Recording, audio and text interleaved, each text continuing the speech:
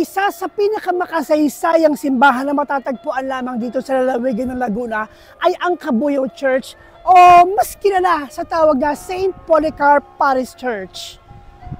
Ito pong simbahang ito mga kalakbay ay itinatag noong 1673 sa kanyang orihinal na konstruksyon. Ngunit sa kadahilalang hindi inaasahang dumating ang isang bagyo, ito ay muling inilipat at nireconstruct taong 1763 at mismo dito sa aking kinakatayuan, sa lugar niya ito mga kalakbay, natapos ang orihinal na konstruksyon noong taong 1771 sa kanyang orihinal na barokeng eskultura.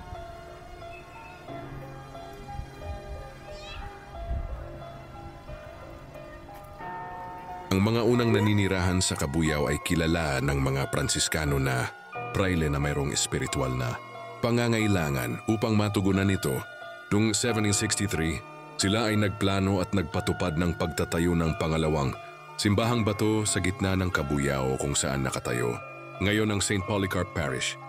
Bagamat nakapagtayo na sila ng simbahan, malapit sa dalampasigan ng barangay, marinig, bahagi rin ng Cabuyao.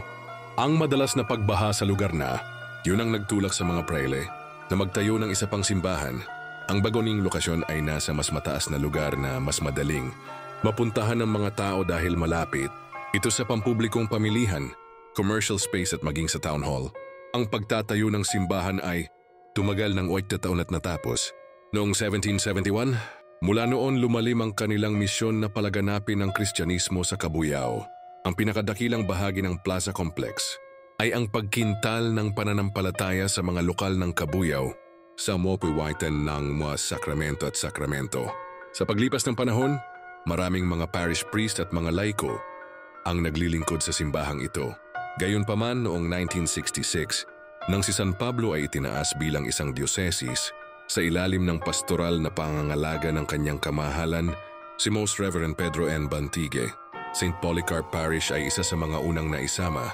Sa mataas na pagdami ng mga parishioner, ang St. Polycarp Parish ay naging Mother Church of Cabuyao na nagsilang ng iba pang parokya tulad ng St. Vincent Ferrer Parish sa Mamatid, Cabuyao 1946, St. Francis of Assisi sa Barangay Pulo, Cabuyao 1970, St. Joseph the Worker Parish in Barangay Biga, Cabuyao 1928, at Mary Help of Christians Parish sa Southville Subdivision, Cabuyao 2015. Sa paglipas ng panahon, maraming bahagi ng simbahan ng St. Polycarp ang naging iba sa orihinal na istruktura dahil sa mga hindi inaasahang pangyayari gaya ng mga natural na kalamidad pati na rin ang digmaan ng tao sa kasaysayan.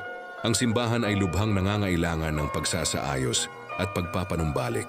Kaya noong 2021, inilunsad ang proyektong Daan Patungo sa Pagpapanumbalik upang ang kagandahan at halaga ng bahay dalanginan na ito, ang simbahan ng St. Polycarp, ay muling mahalin